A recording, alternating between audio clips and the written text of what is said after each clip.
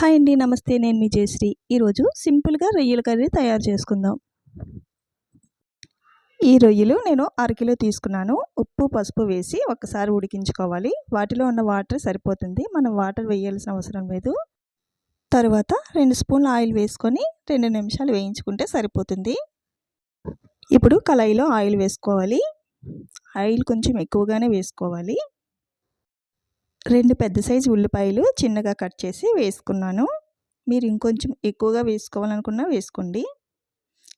వీటిని మధ్య మధ్యలో కలుపుకుంటూ కొంచెం మెత్తగా అయ్యే వరకు మగ్గించుకోవాలి. ఒక 3 పచ్చిమిరపకాయలు వేసుకున్నాను. ఇవి వేగిన తర్వాత ఈ మసాలా పేస్ట్ వేసేసుకోవాలి.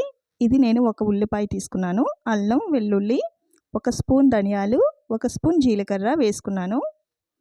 ఇక మీరు మసాలా దినుసులు ఏమైనా వేసుకోవాలనుకున్నా వేసుకోవచ్చు. ఈ పేస్ట్ వేసుకుంటే చాలా బాగుంటుంది. ఇది పచ్చివాసన పోయే వరకు వేయించుకోవాలి.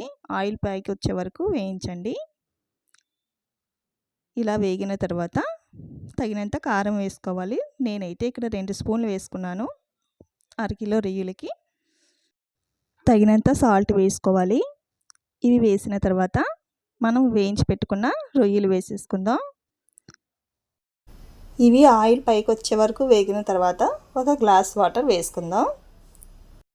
వాటర్ దగ్గరగా అయిన తర్వాత ఉప్పు కారం ఒకసారి చెక్ చేసుకొని స్టవ్ ఆఫ్ చేసేయాలి.